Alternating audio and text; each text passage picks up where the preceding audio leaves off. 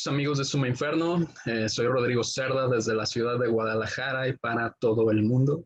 Hoy tenemos entrevista con una banda sumamente especial que personalmente me gusta bastante. Así que comencemos y los presentaré para ustedes. So directly from Sweden, we have with us one of the heaviest and loudest bands on the planet. I'm talking about Monolord.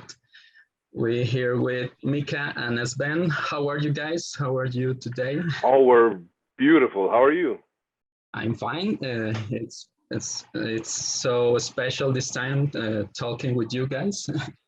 Oh, thanks. Likewise.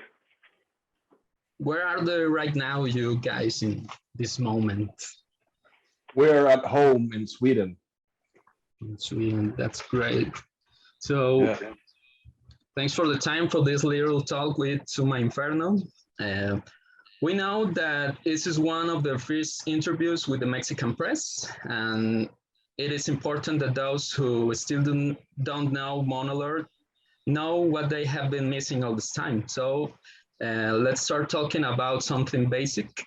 How Monolord was born, and how could you describe your music and your work in a few words? Oh. Yeah, well, it started with Sven and Thomas. You guys played it together at a band before, and started experimenting with some heavier sounds, and started a project band. And I joined quite early in the process too, and rest is history. That's great. That's basically it, actually. It started as a side project, and it was like, we met Mika, and ooh, this is, pieces fell into place, and we were a band. It felt like that was basically it. And the core reason, the core goal in the beginning was just like, we want to make the heaviest music possible. That was the main goal when we first started the band, and when we just outlined the ideas of it. And we didn't actually speak that much of genres. We never have. That's more, I mean, we put the word doom on the Facebook page just to put something, but I don't feel we've been that limited to any genre other than being heavy and groovy and trying to explore what is us, I guess. That's right. And with that idea to make loudest music, and you do it very, very well. Thank you. Thank you. Even many people in Mexico, including me, we were waiting for the day when we will have Monolord around here. It's really, and here in Mexico, the Dom, sludge, stoner scene has gained more strength here in recent years, and many places and festivals have been open for many national bands, and even important bands of other countries as Monolord to finally visit us. And how will be this first time of Monolord here in Mexico? And it's important to tell, and you will come with a new album. I feel personally it's going to be amazing. It's the same for us. We've been discussing going to Mexico for a long time. And it's not that easy. It's not just buying a plane ticket and go there and play. There's a lot of things that needs to fall into place, and now they finally have. So it feels amazing to finally get to go to Mexico and play there. I'm super stoked. I'm insanely stoked. And this is going to be our first show since, what was it, Mika? Almost exactly 2 years. Yeah, 7th of December 2019 is our last show. Yeah. Incredible. Insane. So that's gonna be shit. Yeah. Amazing. Being on a big festival in Mexico City, I love festivals, and I'm super curious about the Mexican audience and the whole general vibe. So I'm looking forward to that too. I'm gonna scream a lot from stage. I know I will be able to help with that. That's good. Yeah, I tell you, many people here in Mexico, I'm we're so excited about that. Sweet. This first time in our country is thanks to Hipnosis. It's a festival that has been consolidating little by little over the years, and it's very important to tell that fact. And what do you know about Mexico, or what kind of things you have heard from our country? What is, in general, that expectations do you have? I mean, just I have to say that I'm ashamed to know as little about the Mexican music scene as I do. So I'm looking forward to finding out that as a on live on spot. You know, it's I have really very I don't know really what to expect. You know, other than the classics of taco and tequila, and you know, and great weather, yeah, and very social people. You know, all other than that, it's very hard to know what to expect. Yeah. And you, Esben? I mean, what I've heard from bands playing in Mexico, everyone says it's completely wild in a good way. So that's what I hope for. Yes. Yeah, it's being able to play live finally, and being able to play live in that context. I hope it gets wild. I really do. It's gonna be nice. It will be. Yeah. It was a great night. So, talking about the festival, the lineup is not complete yet. If the decision to add one or two bands with whom you would like to share the stage depended on you, who will choose for this night? Oh, wow! I don't know. Napalm Black Death? Angels. There you go. Yeah. I have no idea. I mean, there are so many great bands. Yeah. I don't know. Oh, yeah, I do. Tina Riven. That would be amazing in that. Oh, hell context. Yeah. That would be amazing, yeah. Great. I need to tell, you are people who make music that is quite dense and heavy, gloomy, and even melancholic.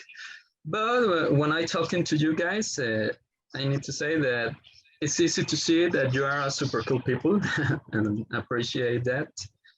And we are very excited about this visit to Mexico, and I can see that you are excited too. So absolutely, yeah, yes. You know, all that gloominess and melancholic. You know, it's we pour it from our sweat and tears into the music. So we don't have to be gloomy and melancholic. Exactly. Great. That's our psychotherapy, actually. That's the music. Exactly. And we should actually change the story of how we started the band. We started as a therapy group. Exactly. It's a great way to make that. Yeah, Misanthropes Anonymous. Nice. Excellent. I'm talking about, once again, about the quarantine period, and this is how it's your first show in so many time. I imagine that having a recording studio with you within reach to record your music, it's something great, no? The proof was the work with I'm Staying Home during the pandemic, and I think that it's an example for many bands, the fact of not stop working. How was for you the quarantine period? It's been strange. I think it's been weird, of course, like everywhere else. But in Sweden, there hasn't been any real lockdown. There's been restrictions, and the life has pretty much been. It's been the same, and it has been not the same at all at the same time. But we've been able to meet fairly regularly and work on music and still keep the band going and all of that. I mean, I know many bands have struggled around the world and haven't been able to meet, but we have been able to meet, which has been key, I think, for us. That's how I feel about it, at least. That's, it must be really weird to have a band and you don't meet, and after a while it's like, are we even a band anymore, or what is this? Just a a weird idea and a logo.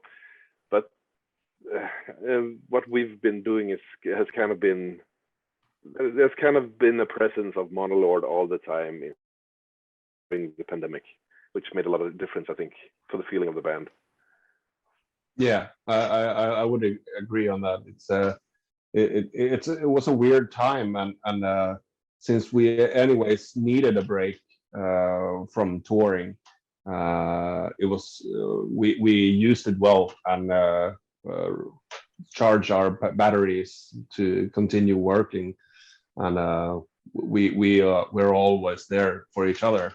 So it was a lot easier handling the pandemic when you have like good friends. That's great. Excellent.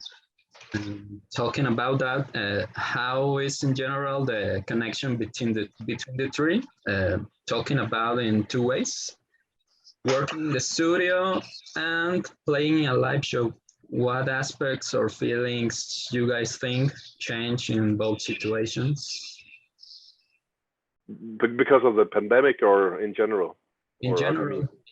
In general. I mean, for me, it's two different kind of animals. Being in a recording process is something completely different than being on tour or being on stage.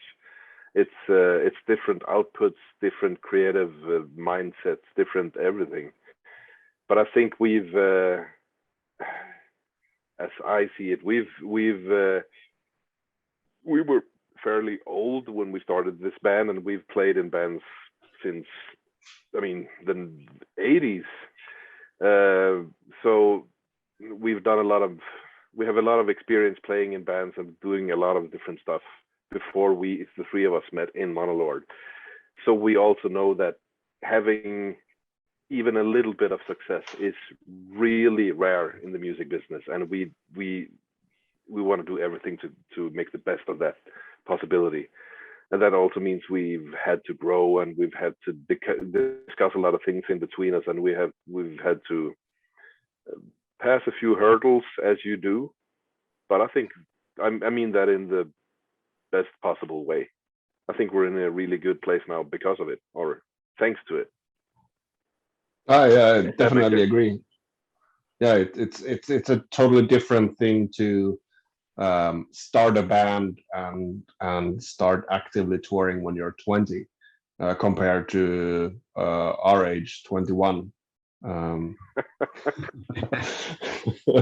So no, but I mean, like, we've all seen the tour scene and been doing that, and we don't need to necessarily do the same mistakes of like partying after every show, and so being more mature about it made it also more possible to work in an efficient way together.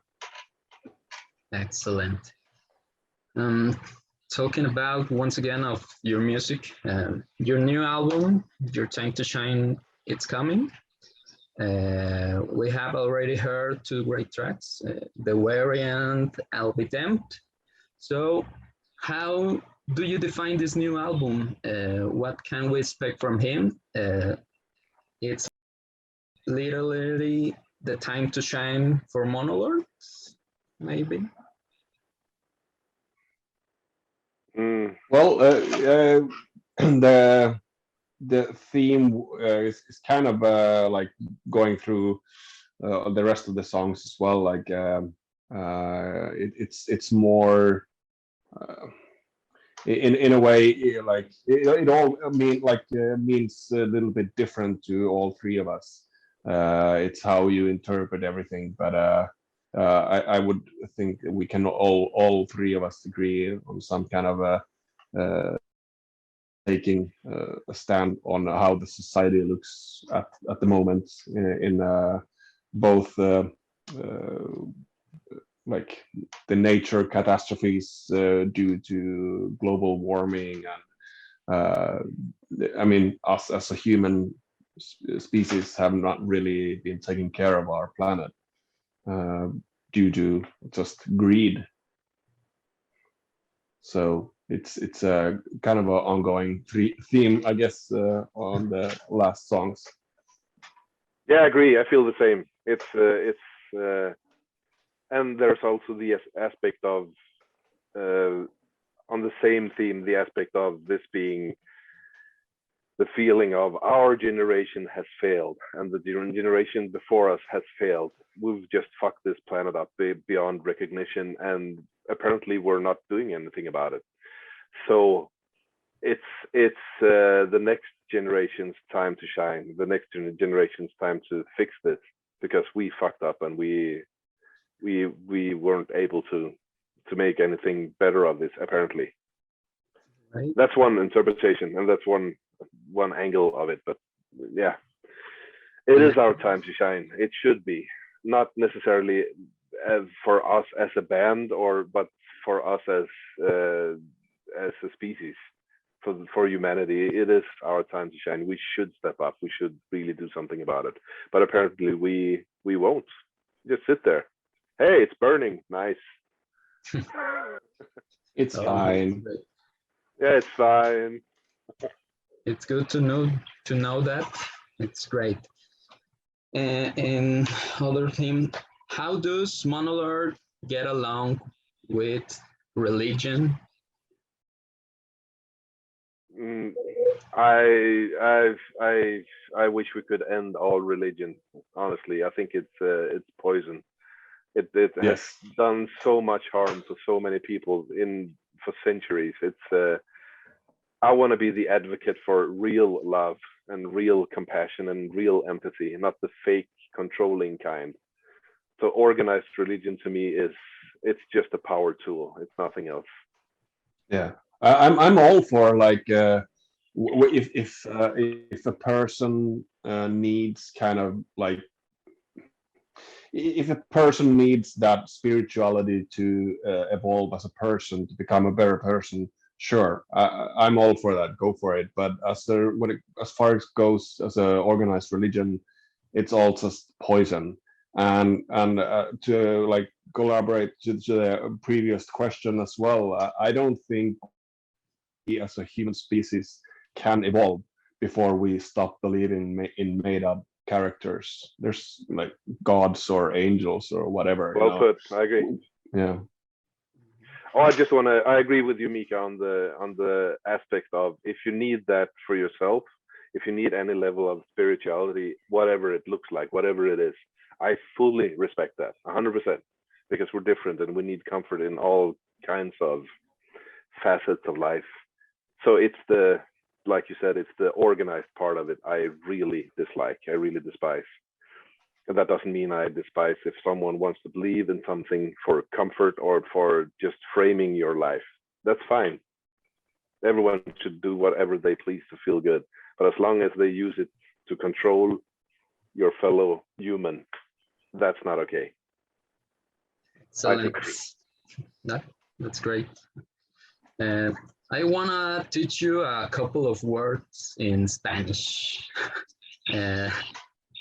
It's something like Hail Satan, but in a most popular way. And I hope that's not a problem with that. And can you say Arriba el Diablo for us?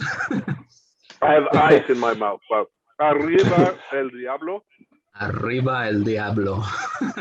Arriba el Diablo. That's great. Excellent.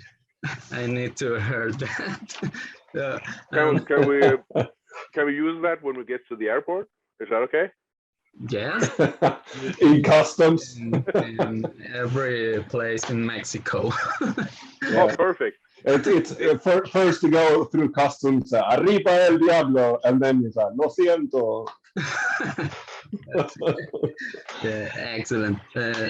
We're almost to finish. I got a serious doubt. In the past edition of Festival Hipnosis, Electric Wizard was announced as one of the headliners. They even had one more show in another Mexican city, but mysteriously and without any explanation, the band disappeared from the lineup, and there was never was an official statement of the band. So I want to ask you with all my heart and my entire illusions, is your participation in the festival 100% confirmed?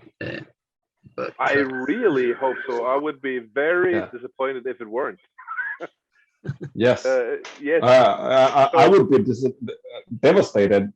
I would not leave my bed for a week if the show was cancelled in any reason. I'm getting angry just. So let's go there and play. Yeah. Yeah. Yeah, but we don't want bad surprises, and they have been difficult times, you know. So, I understand, but sure. it's of course. Yes, we're playing 100%. We're playing. We need Monolord here. We need to get there. Excellent. That's great. After this visit in Mexico, are there plans to visit Central or South America or even another Mexican cities? Yes. Or, Yes. That would be amazing. Yes. Yeah. Excellent. So to finish that, I want to say I'm very honored and happy for this time talking with you guys. Thank you so much. This means nice meeting you. Yeah, this means too much for me, and I need to say we want to spend all our money in Monolord's merchandise, so please bring some. Nice. Yeah.